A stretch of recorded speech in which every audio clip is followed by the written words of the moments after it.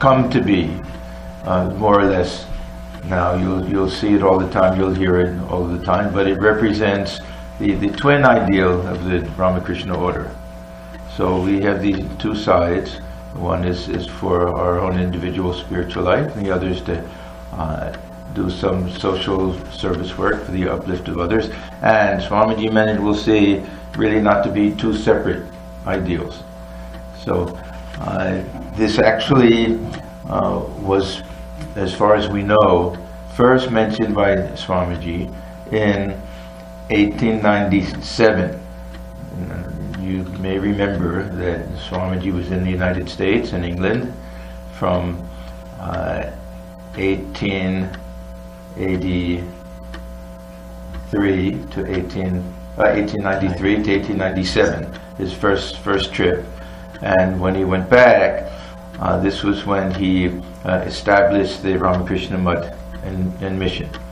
But also there was, I guess, the first batch of sannyasins were given their final vows around the same time also when he went back. So this will be not the direct disciples of the order, but the next batch, so we can say. So this is the first time that we hear this phrase enunciated. This is towards the end of April 1897, and Swamiji gave sannyasa at that time to 4 monks. They were brahmacharis for some time, or in the case of Swami Swarupanandaji, he was given sannyasa right away. His case was a little unusual. But the night before the sannyasa ceremony, he gave them all a very inspiring talk. And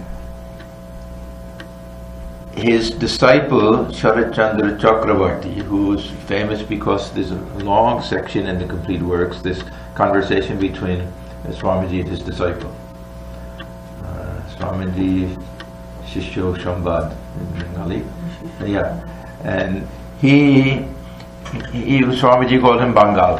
He was from Dhaka area, and Swamiji loved him very much. They had a very nice, sweet relationship, and they would argue back and forth. And anyhow, he was very orthodox. He was an orthodox Brahmin, and part of the sannyas ceremony is the prospective sannyasis perform the Shraddha ceremony, the funeral rites for their parents, because once they become sannyasis, they're not allowed to do it.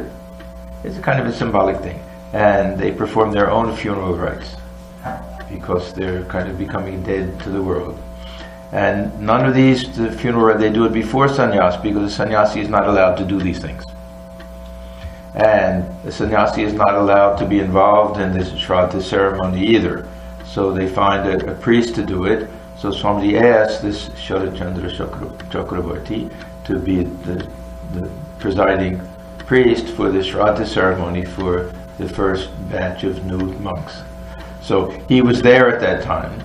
And the night before the ceremony, Swamiji gave this speech, and it was recorded by this Swamiji's disciple, because he had a very good memory and he wrote things down. That's why we have that long recorded conversation with him in the complete works. So this is his quoting of Swamiji. Remember, the sannyasi is born in the world, Atmano Mokshatam, Jagadhitaya cha, for the salvation of his own soul and for the good and happiness of the many. To sacrifice his life for others, to alleviate the misery of millions rending the air with their cries, to wipe away the tears from the eyes of the widow, to console the heart of the bereaved mother, to provide the ignorant and depressed masses with the ways and means for the struggle for existence, and enable them to stand on their own feet, to preach broadcast the teachings of the scriptures to one and all without distinction for their material and spiritual welfare, to rouse the sleeping lion of Vedanta in the hearts of all beings by the diffusion of the light of knowledge. For this the sannyasi is born in the world. So this is the first time recorded time that we hear Swamiji using this phrase. I don't think that we really know if he borrowed it from something else, if it was his own idea, if he thought about it ahead of time, if he wanted it to be the future motto or ideal of the order, or it may have just been some very spontaneous thing. But this has become the guiding principle for not only the monks of the order, but everyone associated with Sri Ramakrishna and Holy Mother and the Vedanta movement. Shortly after this, Swamiji came up with the rules of the order, the rules of our monastic order. He asked Swami Shuddhananda, his disciple, who may have been one who took sannyasa probably at that time, to do this, to come up with, Swamiji dictated them and had them, he said, put them in some nice form. He said, but nothing negative. So there won't be any rule that says you can't do this, you can't do that. He wanted everything in a very positive way, like that. So the very first rule embodies this same principle, this twin ideal, striving for one's liberation and working for the welfare of the world. So this is April. Now, and May 1st is a very important day in the Ramakrishna order, because that's the day when they had this meeting in Balaram Bose's house, and when they established the Ramakrishna Mutt and mission. So officially our monastic order with trustees and with rules and guidelines and everything goes back to May 1st, 1997. 1897. May 1st, 1997 was when the Vedanta Center of Greater Washington, D.C. was started. So we had, it's actually a little bit earlier, but we had a meeting with everybody on the very same day. So 100 years afterwards. And you may know that Swamiji went to Washington. He went there in 1894 and wanted to start a center in Washington, D.C., which would have been the first center of the order. But instead he went back to New York and it was started then, I think October 1894. First center of the order, 3 years before Bellarmine, before all of this. So really the earliest center is not in India. The earliest center, Vedanta Center, Ramakrishna Mission Center, is the New York Center, the West Side Center. So May 1st, 1897 is the official start of the Ramakrishna Mutt and Mission, and at that time there were two separate organizations. The mission is where we do all the social service work. Most of the board there, they were householder devotees. Now everything has kind of become one board, and it's all run under Brother Mutt.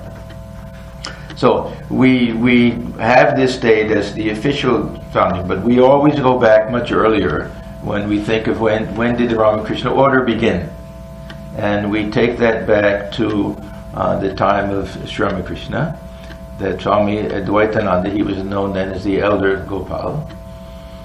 He was the only one that was even older than Sri Ramakrishna. All the others were young boys, teenagers, and not teenagers, but just the early 20s. He was older, and he had purchased some Rudraksha malas, and he had some Garo cloth, and he wanted Sri Ramakrishna to bless them, and he was going to distribute them to some wandering sadhus. Something that people will do. It's a nice thing to do, a way of helping these wandering sadhus.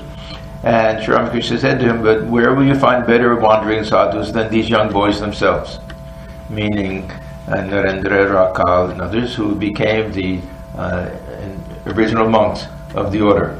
So, with that hint from Sri Ramakrishna, he gave the Garo cloth, really being given by Sri Ramakrishna, and this Rudraksha mala to all of these young boys who became the first direct disciples, who were the first monks of the order. So we trace the initial impetus for the monastic order to Sri Ramakrishna himself. So some people say Swamiji founded the order, others will say no, it was actually Thakur himself who founded the order. Now the whole monastic setup that we have now with our permanent ashrams and everything, we give Holy Mother credit for that. Because Holy Mother at one time, you know, these young boys afterwards, they got together in Baranagar. It was this dilapidated building. The ground floor was covered with snakes. They couldn't even go there. They just had to be on the upper floor. And it was supposed to be haunted, and it was falling apart. It was a terrible condition. So Holy Mother saw this, and she had gone on pilgrimage at one time. After Thakur passed away, they took her on pilgrimage to kind of cheer her up. She was so grieved and mourning at the death of Sri Ramakrishna. One place she went to was Bodh Gaya, and there she saw these beautiful monasteries, the Buddhist monasteries and other things. So she prayed to Sri Ramakrishna with great emotion. Thakur, did you come just to have some fun with a few devotees and then went away? And is everything finished with that? If that is so, then what was the need of your coming and enduring so much suffering? I have seen in Vrindavan many sadhus living on alms and wandering from place to place living under a tree. There is no shortage of that kind of sadhu. Gachtolai sadhu, she used to say. Those who live basically. In fact, sometimes the young monks would come and complain to her, Mother, there's so much work for us to do, we have no time for spiritual practice. She said, then fine. And you want to just do spiritual practice, you can go live under a tree someplace. You're living in such a nice place in our monasteries here that you should have to do some work.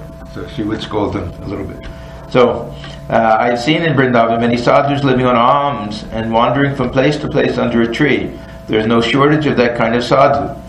That your own children should renounce everything in your name and wander from place to place in search of a little food, I cannot bear to witness that. It is my prayer that those who renounce the world in your name will never suffer for want of simple clothes and food. May they all dwell together in one place and follow your teachings, and the householders who are scorched by the fire of the world will come to them and hear your teachings and feel some peace of mind. This was the reason for your coming. My heart is breaking, seeing them simply wander from place to place. So we give Holy Mother credit. That is the prayers of Holy Mother. And really Swamiji and the others, they gave a lot of credit to one of the householder devotees, that Surendra. He was one who helped support the Kashipur. Many of them gave money, of course, when Thakur was in Kashipur. And then afterwards, these young boys had no place to go. And he also was inspired by Sri Ramakrishna, some dream or something. But he went to Narendra and he said, I used to give a certain amount of money for Kashipur. Let's find a place for everyone to live.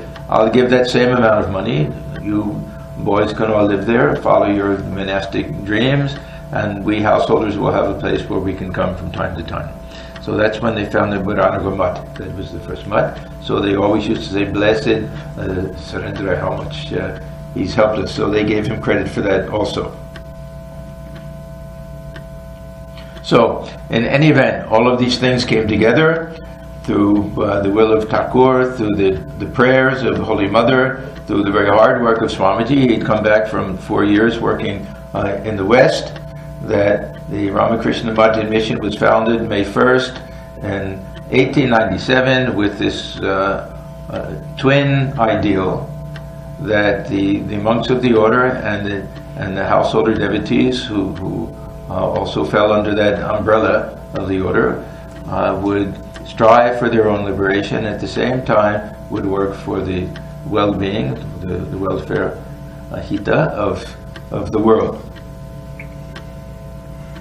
Now, this seems to be a very beautifully balanced ideal, right? And there doesn't seem to be any special reason why anyone would or could possibly object to it.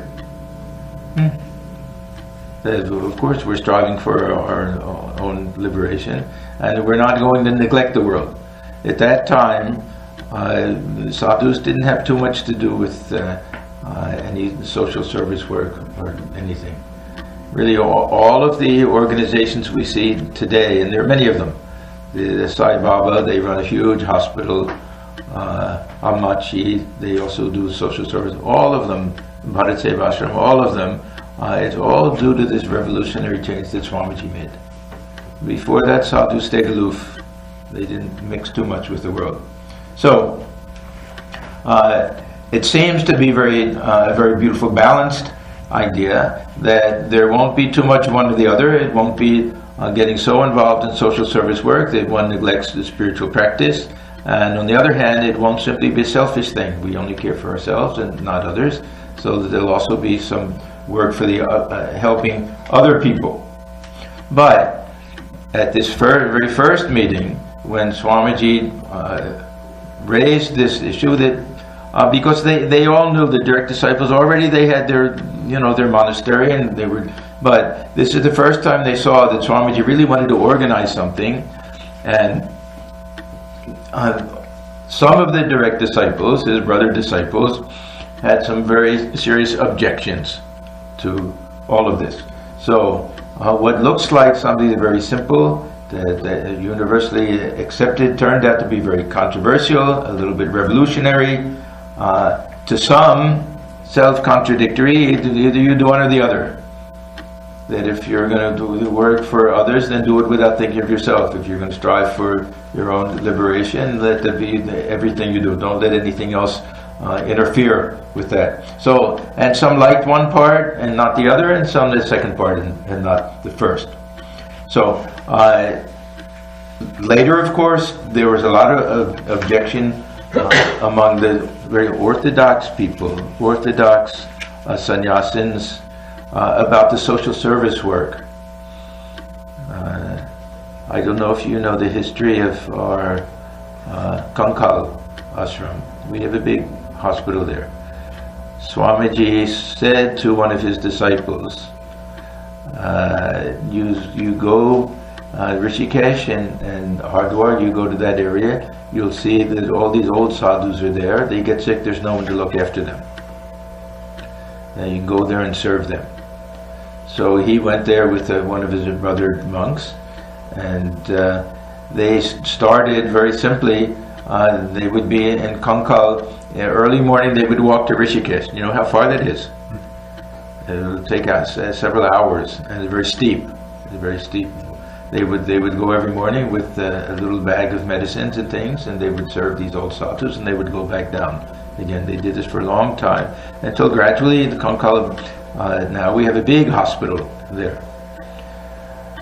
In these holy cities like Rishikesh and Hardwar, where there are many sadhus, there will be something called a bhandara. There will be a feast.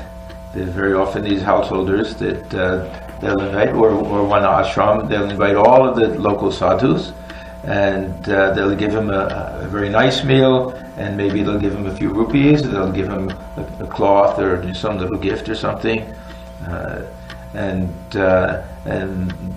they'll get some blessing out of it. A way to get punya for the householders like that. There was one, what was his name? Dhanarajgiri, I think.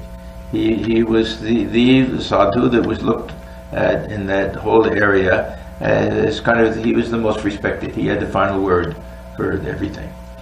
So he went to this bhandara, and he saw all the other sadhus were there, and he said, where are those two young sadhus who were serving everyone? And very sheepishly they looked at him and they said, we didn't invite them. And he said, why didn't you invite them? He said, they're bhangi sadhus, they're like untouchables, because they do things that clean the night soil, of these sadhus. It's a very nice way of staying, that they look after their bowel movements and all these dirty things that the scavengers do, that the Shudras do. So they're kind of Shudra sadhus, so we didn't invite them. So he said, fine, If they don't come, I won't come. So quickly they got very nervous, and they went and they invited them and they asked them to come. Now there's a seating arrangement in all of these places. There's a hierarchy. They're not supposed to be, but there is. There's those who are considered most, just like at Kumbh Mela. Each group of sadhus will go to take bath, one after another. The Naga sadhus go first because everyone's afraid of them. But otherwise, it's the most respected. They have their own hierarchy. I don't know how it works. So they were invited, but they were sitting somewhere off to the side. So this Dhanarad Giri, he said, I want them to sit next to me. So he gave them that highest position. After that, the people understood that they were to be highly respected. He said, look at this, they're the ones who are serving you when you get sick, and you didn't even invite them. So anyhow, so there was some objection by Orthodox sadhus, but before that, it was even Swami Yogananda, Swami Nana, some of Swamiji's brother disciples, Swami Premananda, some of them, it took years before they really accepted this ideal fully. They questioned Swamiji. Are these the teachings of Sri Ramakrishna? Or these things you learned in the West? Have you come back with some different ideas? That we didn't hear Thakur say all of these things. That they heard him say things like, who are you to help the world? God himself will look after the world. Huh? He used to say things like that. It simply increases one's ego to feel that they can help others. And is it proper for a sadhu to do this? So it was a very emotional meeting. And if you read that section from Swamiji's biography, you'll see he got so upset that he really railed at some of them, especially Swami Yogananda. He said, what do you think? That all we want to do is stand in front of Thakur's picture and say, oh, how beautiful you are, how beautiful is your nose, how beautiful your eyes, this and that. And that's the end of it. This is what he came for. And then he walked out of the room, and they saw him later sobbing and everything. And they all apologized, and yeah, it's a very, very beautiful scene. And then Swamiji says, you don't know how fine a person's nerves get when bhakti comes, when devotion comes and everything. Anyhow, the funny thing was that they all accepted Swamiji's word on everything, even when they didn't fully understand it, because they knew that Thakur had designated him as their leader, and Thakur had said that you follow what Narendra says. So they all had this tremendous respect, but they had their doubts a little bit. And even Swamiji, if we look at the different statements that Swamiji himself made, we go through the complete works, the lectures that he gave. Very often he would say that there's an equal amount of misery and happiness in this world. No matter what we do, we eliminate suffering in one place, there'll be more suffering in another place. There's like this chronic rheumatism that you get rid of it in one joint, it shows up in another joint. And then he and Sri Ramakrishna, they talked about this curly tail of the dog. Trying to straighten out the world is like trying to straighten out the tail of the dog. You'll straighten it out as soon as you let go, it'll get curly again. So even Swamiji said things like this. He has one whole lecture, we help ourselves, not the world. So he made a big point, don't think that you're helping. You may get some benefit out of it, trying to help others, but don't think that you can help the world that way. Of course he meant it from a very big, we can do some little things, but we're not going to change the whole nature of the world. So even if we look at some of Swamiji's statements, things that he made when he was in the West, we also can ask, is it a little surprising that here he puts that in as one of the ideals of the order, when at other times he says that this is something that really can't be done, we're just helping ourselves, we really can't help the world that way. Then, with regard to liberation, this is also another big thing, we'll have a whole session on this. Both Swamiji and Sri Ramakrishna look down upon this kind of traditional idea of liberation as something selfish, as something limited, this idea of mukti or moksha. And Swamiji was very forceful sometimes, telling people not to seek, don't seek your own liberation. Sri Ramakrishna also, many times he would talk about liberation being much lower than bhakti. He used to quote from the one song that Sri Krishna says, that I don't mind giving liberation, but it's a very rare thing for me to give devotion. It's a much rarer thing, a much higher type of thing. So these are things that they all knew, the brother disciples and everything, so it raised these doubts. So what we find here is that rather than just a very simple, elegant statement of these twin ideals of the order, that there were some problematic things about it. And we have to really try to figure out what Swamiji meant and what it means to us. Are we seeking liberation in a very traditional sense? Are we trying to help the world the way the Brahmo Samaj did? To be reformist, the reformist movement and everything. So it requires a little bit of examination, which was why I chose this topic actually the very first time I gave this talk a long time ago. Because sometimes we accept things without even questioning them, and we don't get the full value of it. Because when we really look into the meaning of these two things, we find that it's an even more beautiful ideal than we may have thought of in the very beginning.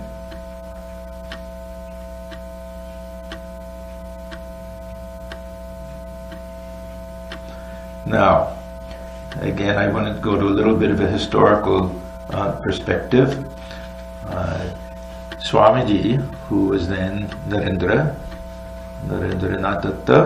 he came to Sri Ramakrishna probably sometime in 1881, probably about a year before M came to him. Rakal, Swami Ramakrishna, came a little bit earlier. They were both close friends, and they were both members of the Brahmo Samaj. The Brahmo Samaj was very much against idol worship, and they liked this idea of worshiping the formless aspect of God, but God with certain qualities. So very much influenced by Western ideas, Christian influence. The Keshav Chandra Sen was then the most eloquent and forceful and popular religious leader in Calcutta at that time. He had been to England, he had met with the Queen, everything. He was very well known, very charismatic, and in fact was also a very spiritual person. And Sri Ramakrishna loved him very much, and he loved Sri Ramakrishna. Of all the Brahmos, it was really the two leaders of the day, Keshav Chandra Sen and later Vijay Krishna Goswami, who really appreciated Sri Ramakrishna. The others accepted them half-heartedly, and some even were very critical of him. The Brahmo Samaj had a very strong social agenda, and it goes all the way back to Ram Mohan Roy. If we want to go back historically in Bengal, he was the first really to try to abolish so many things, the child marriage and the sati that took place at that time, and he was in favor of remarriage of widows, as was Gandhiji and others. So, and against caste. So there was this very progressive agenda in Bengal. And Swamiji, it's interesting, in all of his lectures, he doesn't really say too much. We don't hear him talk about the Brahmo Samaj, Keshav Chandra Sen, even the Tagore family or anything. But he's very full of praise for Ram Mohan Roy. He gives him more credit than any of the others for that. So they were probably influenced by the British also, who looked down upon many of these practices, and then some Christian influence also. So this is what was the worldview of Narendra when he came to Sri Ramakrishna in the very beginning. At the same time, he wasn't like the others who really were attracted only because, or mainly because of the social agenda. We know that he had this tremendous burning desire for God realization, and that he would go from one person to another. He went to Devendranath Tagore, who was the founder of this Adi Brahmo Samaj, the original one, and asked him, "Sir, have you seen God?" He used to do that. He would go and ask these all of the leading figures of the day, "Have you seen God?" And because he was a member of the Brahmo Samaj, he had access to him. And Tagore got a little bit embarrassed probably, and said, "I see you have the eyes of a yogi. If you try very hard, you can realize God," something like that. It was only when he went to Sri Ramakrishna that he got the answer that he wanted. He said, yes, I have seen God, and I see God more clearly than I even see you right now. So then he knew he found his man that way. So this Narendra, he was not a good fit for the Brahmo Samaj, really, because he did have this tremendous longing for God realization and this burning renunciation. And as soon as he met Sri Ramakrishna, his interest in the Brahmo Samaj started to get less and less and less. And then ultimately, especially after Keshav passed away, ultimately, of course, he left them completely and became Sri Ramakrishna's really the one who put into practice his teachings. There was a very beautiful statement that I heard Swami Shantarupananji make one time. In South India, they have all of these big temples, and there'll be two images, Vigraha. One is called, I think, Utsav Vigraha. And the Utsav Vigraha is meant for, on certain occasions, going outside of the temple on a chariot or something, and it'll go all the way around. The other one always stays inside. So he made this beautiful statement that Sri Ramakrishna was the temple Vigraha and Swamiji was the Utsav Vigraha. Because Thakur never went anywhere. He just stayed there. And Swamiji was on, it's the same image. It's the same, whether it's Krishna or Vishnu, doesn't matter. It's the same one. So Swamiji was Sri Ramakrishna in that form of spreading everything outside. And Thakur just stayed inside.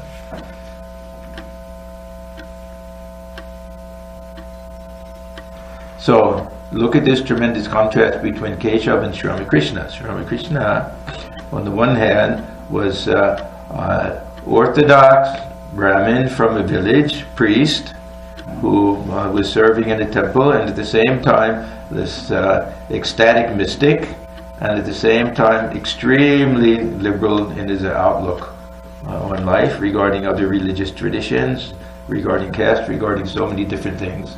And he was the one, of course, who shaped Narendra and ultimately transferred all of his power to him.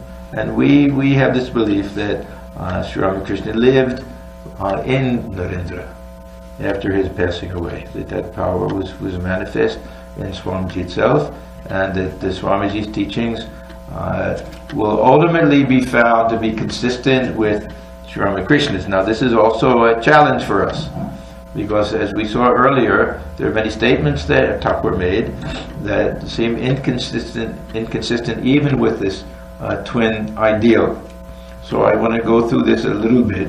Some of the relevant teachings of Sri Ramakrishna that we find in the Gospel, which seem a little bit contradictory to Swamiji's teachings. And even today, there will be many people, scholars and everything, who will say Swamiji did his own thing. It's quite different from Sri Ramakrishna. And it's up to us to decide, well, is that really true? Or did Swamiji understand what Sri Ramakrishna meant and what he wanted better than all of the others? And he enacted it exactly the way Thakur wanted him to. This is a challenge for all of us. So let's look at a few of these teachings that we find in the Gospel of Sri Ramakrishna. Thakur very often said, first God, then the world. Right? We start getting too much mixed up in the world before we have any God realization, or at least established in spiritual life, that we'll get mixed up in the world. So he used to give the example, if you take milk and you want to turn it into butter, first you have to turn it into curd, let it sit in a very quiet place, and it'll undergo a change, and then you'll churn it, it'll get very hard in butter. Then if you put that, mix that in the milk or put it in water, it won't mix with it. It'll remain separate that way. If before that you put it in water, then it'll get completely mixed up in it. So if before we get established in spiritual life, he used to say God realization, but that's, of course, that'll eliminate all of us. That before getting established in spiritual life, if we get too involved in trying to help the world, we'll get mixed up in the world, some ego will come, some feeling of superiority. All of these problems will come. And so he didn't emphasize that. He said, first God, then the world. And then he used to say, God will look after his own creation. Who are you to try to help the world, to save the world? Because he didn't want that egotistical feeling to come up. Then, what about preaching? Because Swamiji, one of the other things, when he founded the Ramakrishna order, that one of the main functions would be to spread these teachings, prachar, to spread these teachings throughout the world. And Sri Ramakrishna said so many times that if you start preaching without getting the command of God, chaprash, his special command, that it won't do any good whatsoever. He used to give the example, there's a big pond in Kamarpukur called the Haldal Pukur. And he used to say that at one time everyone would go in the morning to see, they would go to bathe, to wash their clothes and everything, and they would see that people that had used it for latrine. They befouled the banks of it. And people would get so angry and upset, and they would yell at everybody, and nothing happened until the British came along, and they put a sign up. This is an official sign of the government that commit no nuisance. He said after that everything stopped. So he said, unless you have this chaprash, unless you have this badge of authority, that nothing will do, nothing will be of any avail. So even the Shashadhar, some of the very big pundits of the day, Thakur would say, have you received that, this chaprash, this badge of authority? They said, no. And he said, and then people will hear your words, it'll last for a couple of days, and then they'll forget. It won't have any effect on them.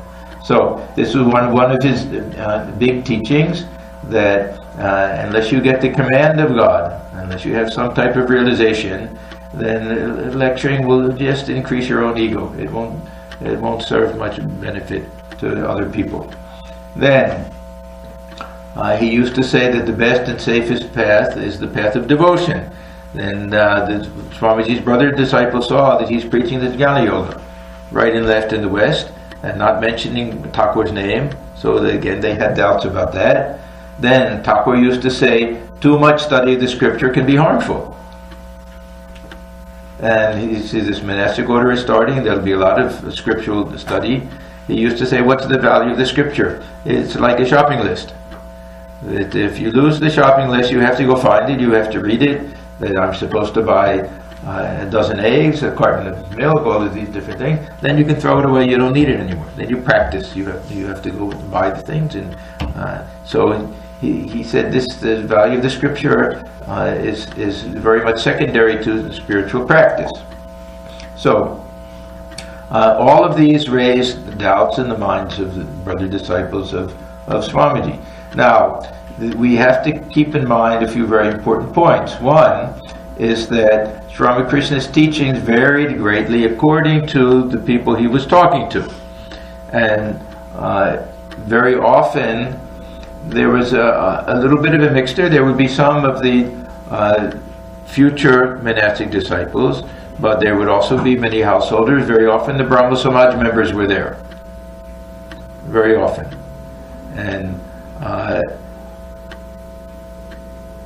when Sri Ramakrishna wanted to talk to the monastic future monks of the order, he would tell them to come during the week, because the householders, they had their jobs and they couldn't come on the weekend. So we won't have any of those recordings because M wasn't present, and M wouldn't have been allowed even in there. They say that sometimes he would get them together and he would lock the door of his room so that no one would come in. Not that there are a whole set of secondary secret teachings of the order. There's nothing like that. But the emphasis would have been different. The emphasis would have been more on renunciation, even though it's hard to imagine. There's such a strong emphasis on renunciation in the gospel that we read. But it was different enough that Swami Premananda, after reading the Gospel of Sri Ramakrishna, he said that it reads like just some Sunday talks. That Thakur was different when he was with us. So anyhow, his teachings were different for different people at different times. Sometimes he'll be talking to Narendra and he'll say that unless you renounce everything, you can't realize God. And then the householders would say, well, what about us? And he'd say, oh, keep quiet, I'm talking to him. So sometimes it would be very clear, and he had special teachings for Swamiji himself. And sometimes there were teachings he gave to everybody, but he knew that Swamiji would be the only one to understand.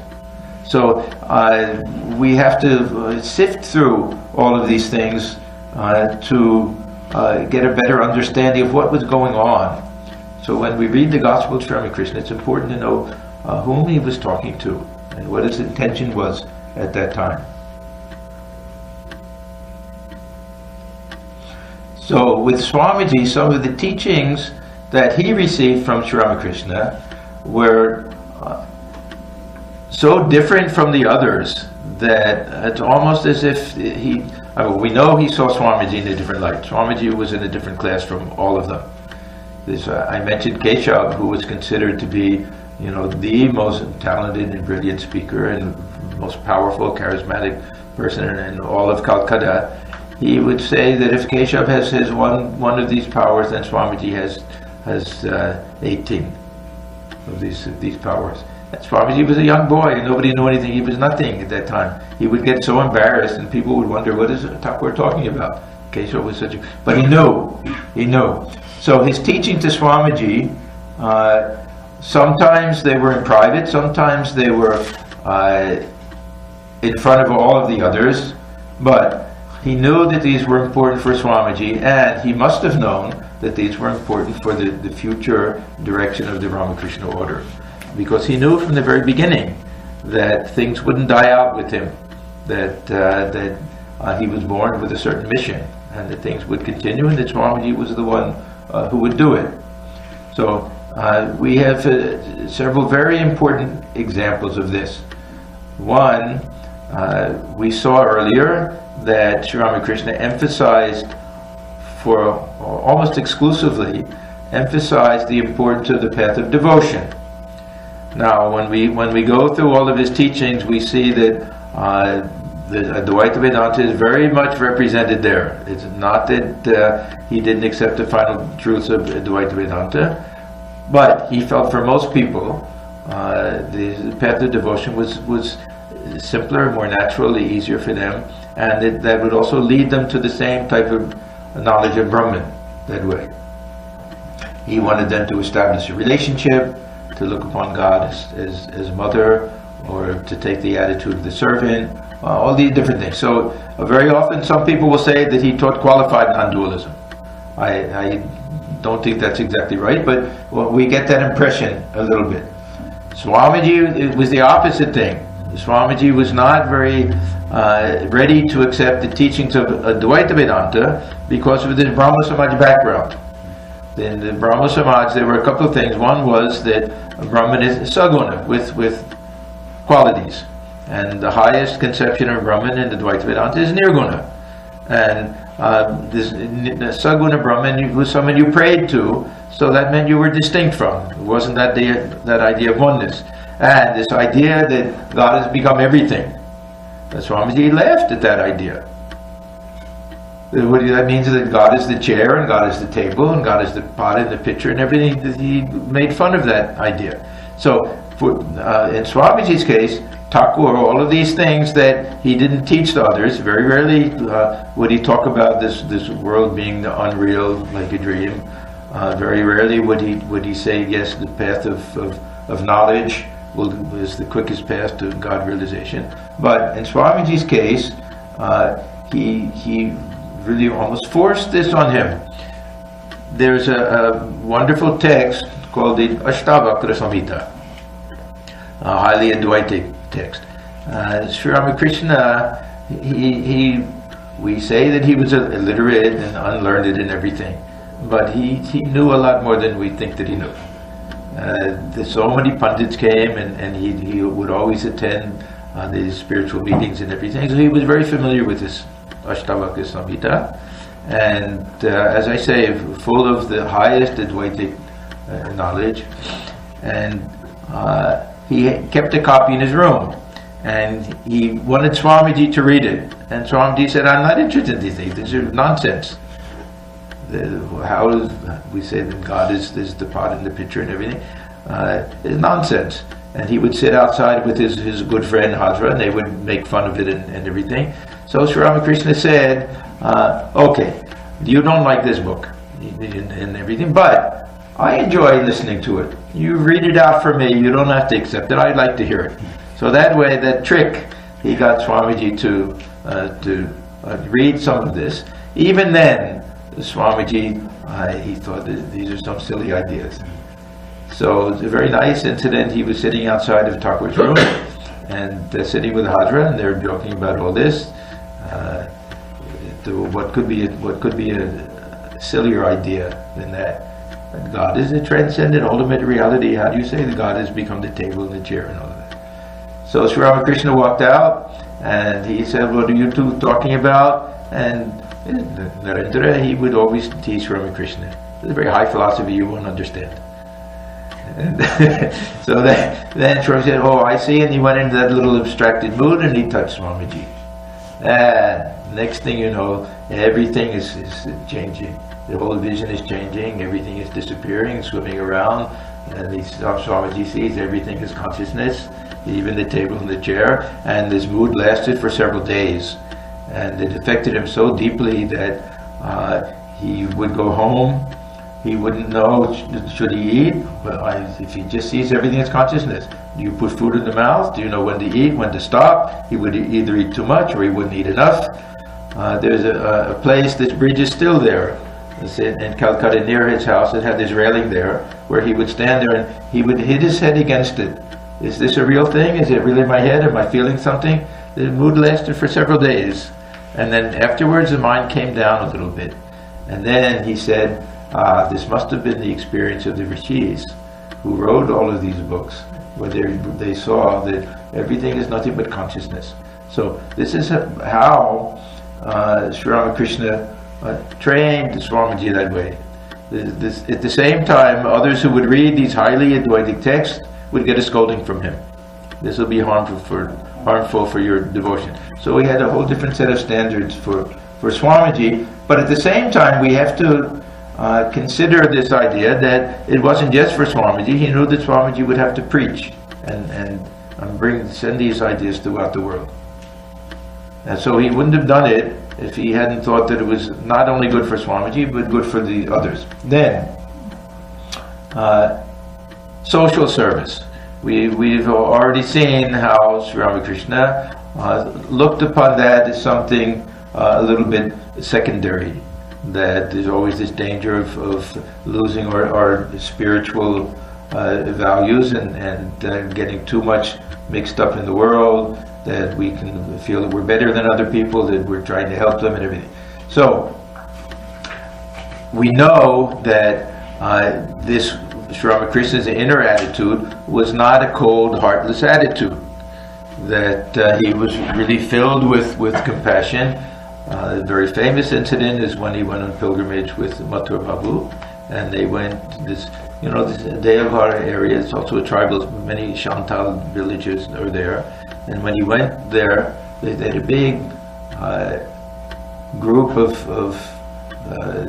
Mathur's family and other devotees on this pilgrimage there, and they went, and he saw that there had been drought and these villagers were starving. So he went to Mathur and he said, you do something for them. And Mathur said, we have so many people traveling that it's going to cost a lot of money, that we won't be able to do the whole thing. If I give money to them and buy food and clothes and everything for them, how can we do it? So Thakur said, fine, then you go without me. And he sat down among all of them until Mathur Babu agreed to do it. So it's not that Thakur didn't feel this tremendous compassion and love for others. In fact, compassion he thought wasn't a high enough virtue. But he used to say that those who are lacking in compassion are not even human beings. He used to say, Jar doya nei, she manush hoy, manush noy. Those who don't have compassion, they may take a human body, they're not to be considered even human beings. So he had that deep within, but so often he was talking to the Brahmos and to these modern people who thought religion only meant social service work. So he was trying to counterbalance that and show them that no, there's more to life than simply that we do have this ideal of God realization.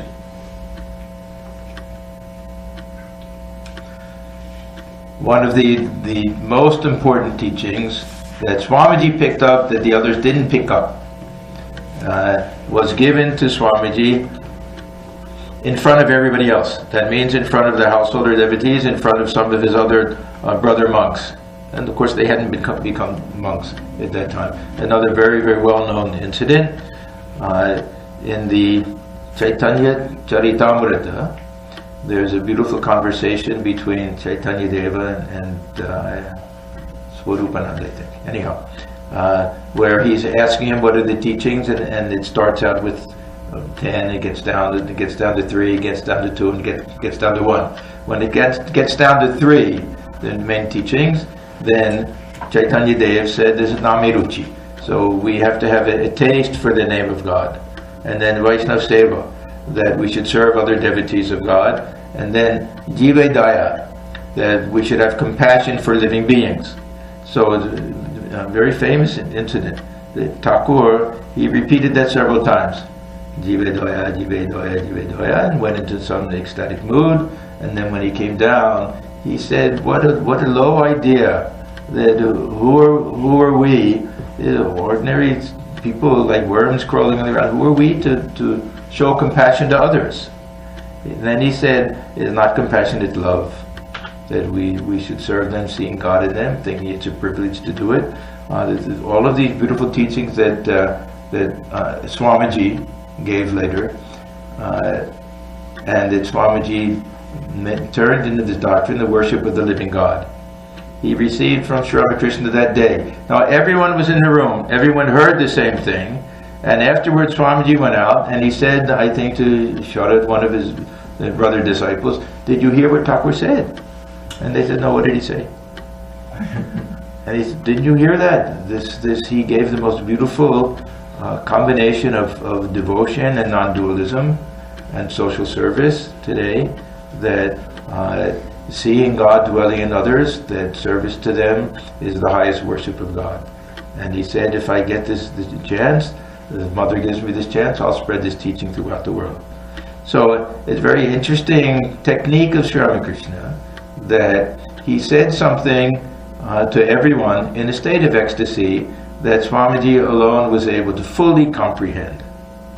And it was because of that that Swamiji developed this idea of worship of the living God, that service to Jiva is worship of Shiva, and the highest type of worship of God. If you go to Rameshwaram, who's been there? The main gate going into the temple, on two sides, engraved on both sides, are the words of Swamiji when he came back from his first trip to the West. When he came back, that first trip, he went to Colombo in Sri Lanka. The first place he landed in India, the first place he went to was Rameshwaram. And there was a huge ceremony for him, welcoming address and everything, and then he made a reply to that welcome address. And in such an orthodox place as Rameshwaram, he very clearly said, his worship of this image in the temple is very much secondary if you don't worship this living Shiva dwelling within all beings. And in such an orthodox place as that, they took Swamiji's words and they have them engraved on both sides of the main gate. So this goes directly back to the teachings of Sri Ramakrishna. Okay, now we've seen again that Sri Ramakrishna was very much against this idea of preaching. He said those who, especially you put up a signboard and you give a lecture and everything, it won't do any good to anybody. And those who really have this commission from God, those who have this badge of authority, don't have to go anywhere. When the lotus blooms, the bees will come on their own. They'll get the scent and they'll come. So he said all of these things. Who are you to teach others? First get a commission from God. What we gain from these lectures have a very momentary effect, like the blind leading the blind. Now, Swamiji came back from the West saying that part of the work we're doing in this order is preaching work. So, of course, they all said the same thing. Thakur, he warned us against that. So, again, they didn't know what to make of that. And Swamiji himself, earlier, had the same view, that he also was against this idea of preaching and teaching other people and everything. When Swamiji was at the end of Thakur's life in Kashipur, he used to go and sit by Thakur's side 2-3 hours every day, alone. Thakur was training him up. He didn't let anybody else attend to those things. It was just the two of them would be there. Swamiji would be sitting right by his side. And one time he said to Swamiji that you'll have to teach. And Swamiji said, no, I won't do it. And they said, no, your very bones will make you do it. And he even wrote, Thakur, when he was young, he could read and write. And his handwriting was actually very beautiful when he was very young. But then he never read, and he really forgot how to do it. But at the very end of his life, when he could hardly talk, he wrote that Naren will teach others. And if you see, we have copies of that. I don't know if any of you have seen it. It's like a child. It is scribbled, the handwriting is so bad, and the spelling is all wrong and everything. But he's the one who told Swamiji, no, you'll have to teach others. And Swamiji himself didn't want to. So at that time, Swamiji's his only desire was to have some spiritual experience. He had that tremendous longing for God realization, even though at the touch of Ramakrishna he had the highest type of experience. Still, during those Kashipur days, he was just on fire. That they would spend, the whole day nursing Sri Ramakrishna, and at night they would, by turns, they would nurse him and everything.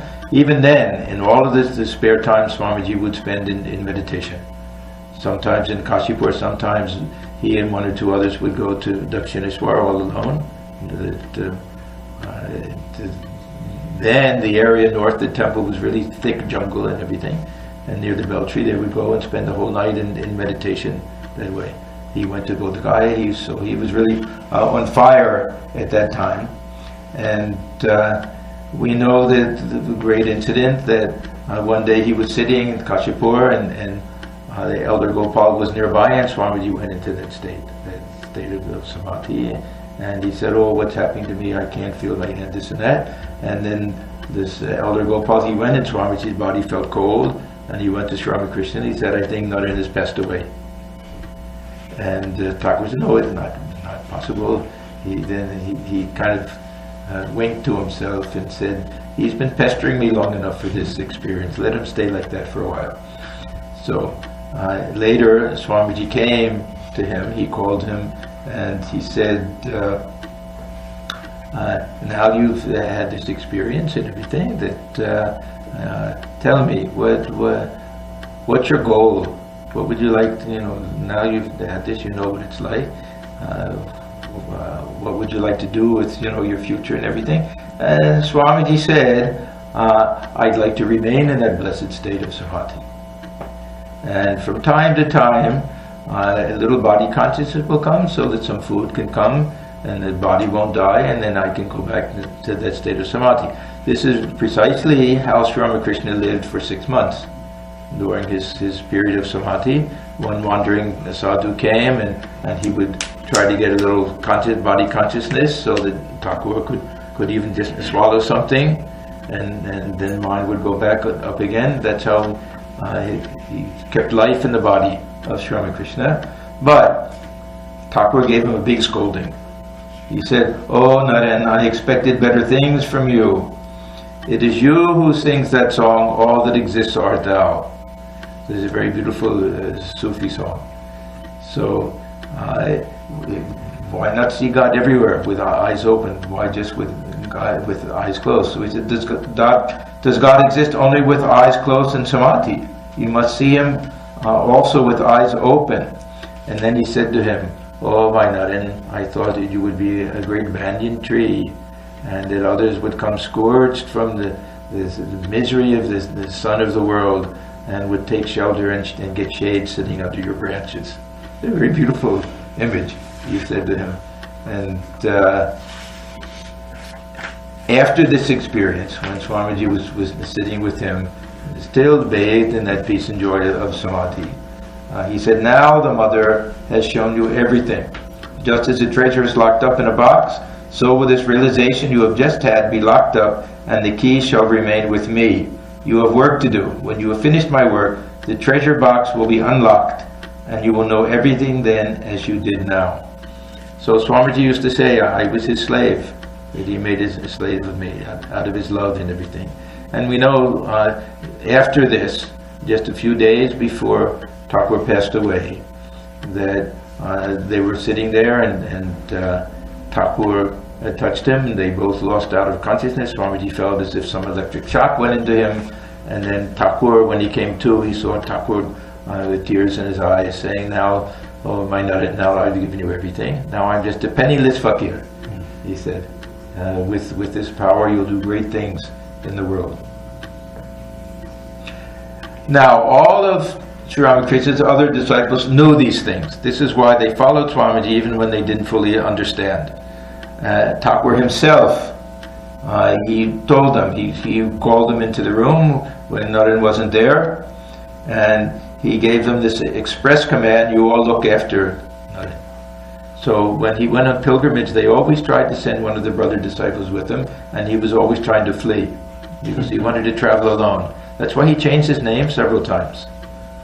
We know him as Vivekananda.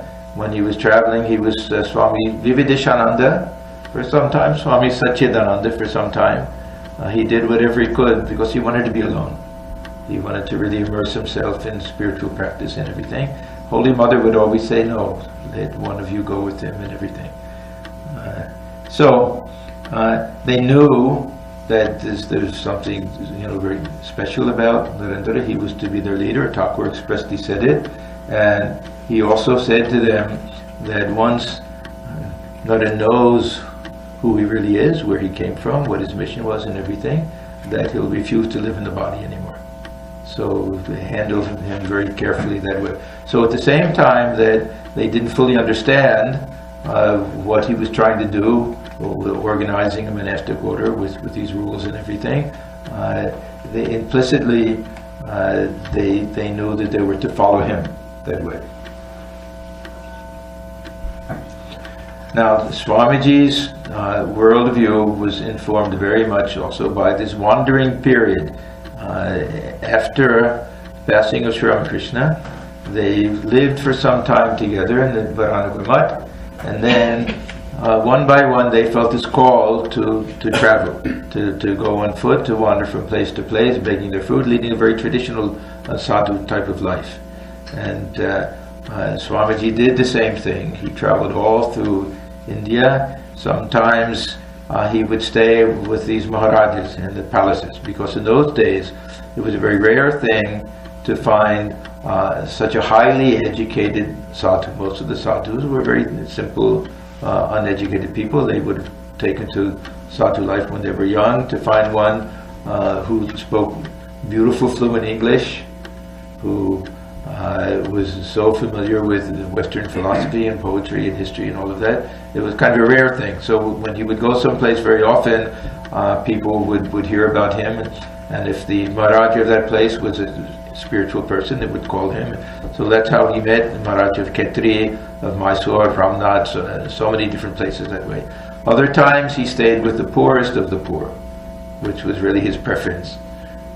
Sometimes he would even leave these places with very wealthy householders and everything, and stay with very simple poor people that way.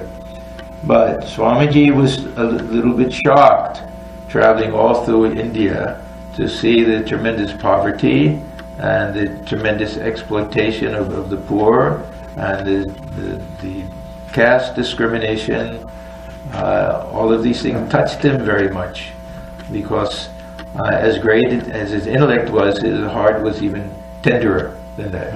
He was a very, very loving, compassionate, tender type of soul.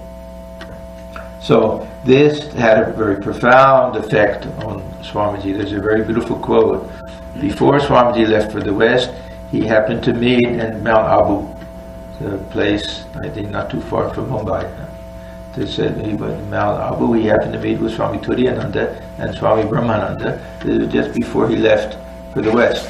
And he said to them, "I traveled all over India, but alas, it was terrible agony to me, my brothers, to see with my own eyes the terrible poverty of the masses, and I could not restrain my tears. It is now my firm conviction that to preach religion amongst them without first trying to remove their poverty and suffering is futile. It is for this reason, to find means for the salvation of the poor of India, that I am going to America. Brother, I cannot understand your so-called religion, but my heart has grown much, much larger, and I have learned to feel. Believe me, I feel it very sadly." So, this seeing the poverty of the masses was one of the reasons why he developed this intense desire to work for the welfare of others.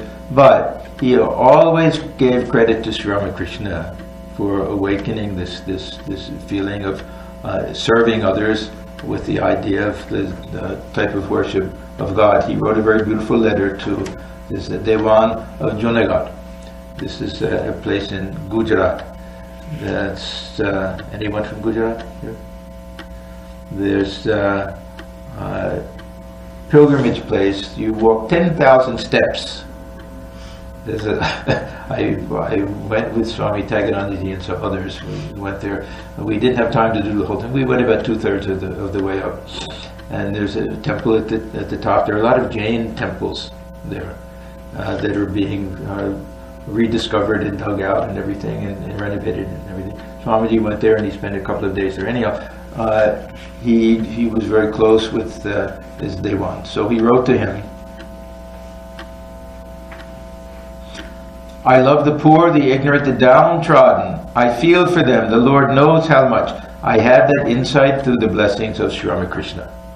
So for Swamiji, not only was it not contrary to Thakur's teaching, but he credited him with that. And mostly because of that experience, that Divedaya. So these were the two main inspirations for this aspect of it, this uplift of the masses. But when Swamiji went to the West, he saw that there was such an attempt here at that time to reform people, to help people. He was very much impressed with prison reform at that time. Actually, during Swamiji's time, it was a little more enlightened than it is today, even.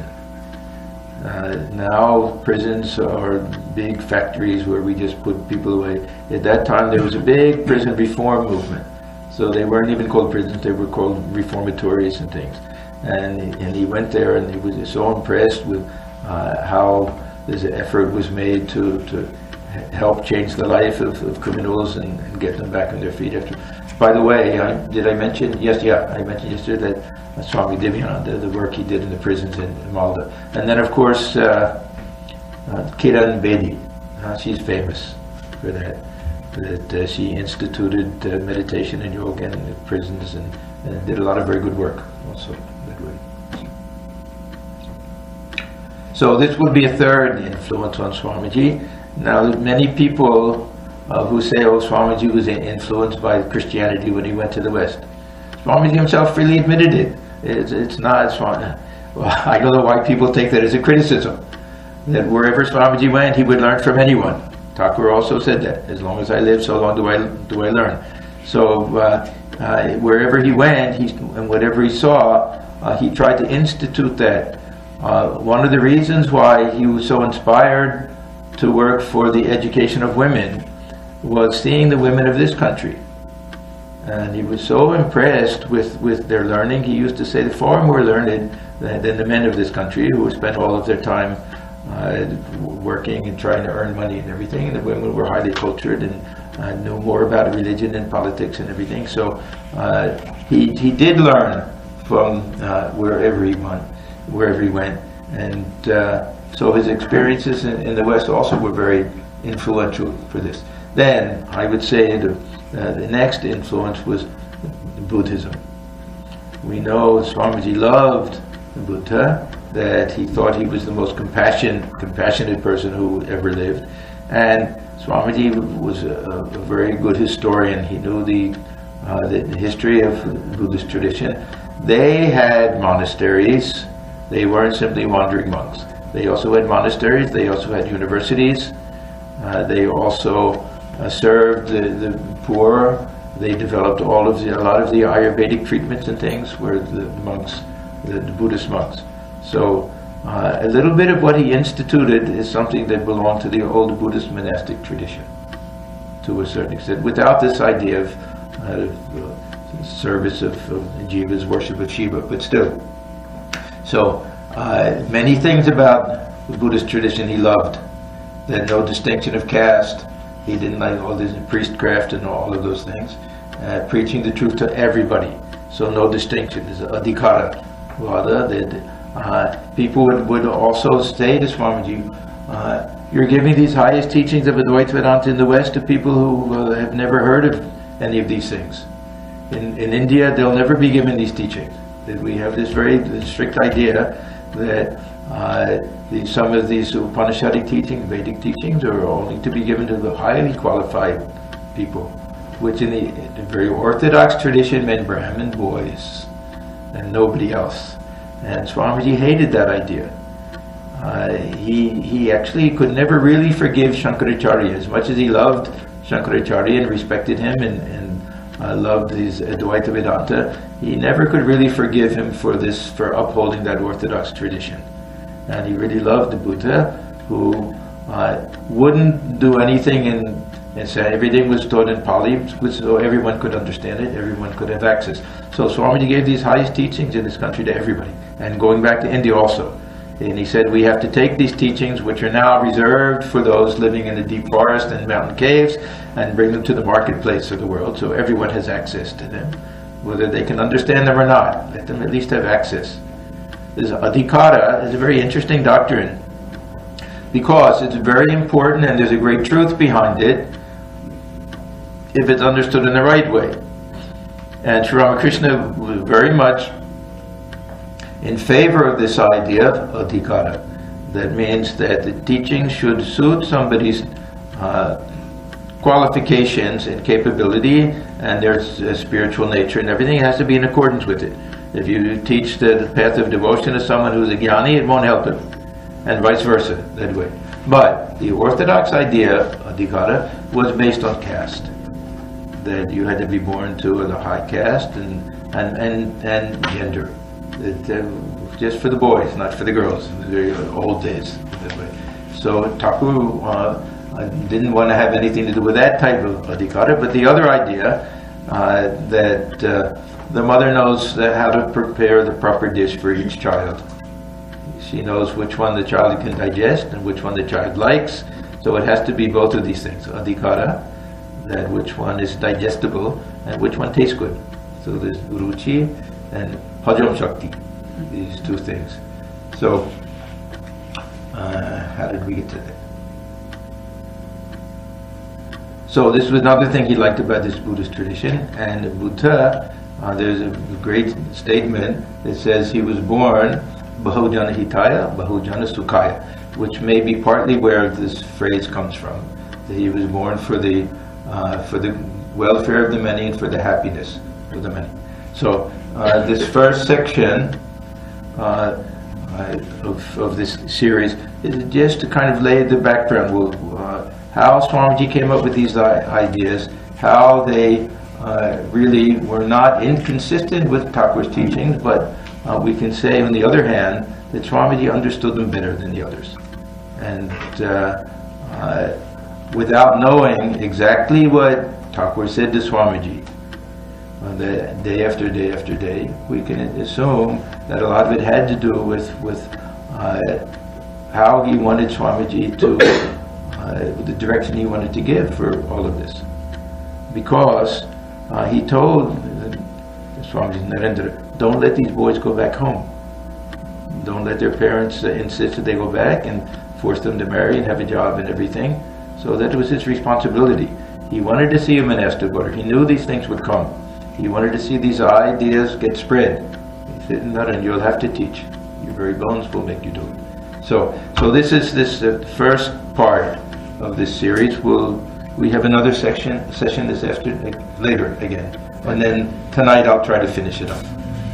We won't spend quite as much time, I think, and that after Arati, we can do it before dinner, maybe we can get that done. So now, time to stop for questions, yes, and then tea. I have a question. Yes. During the life of Ramakrishna Paramahamsa, there has been several instances which have been reported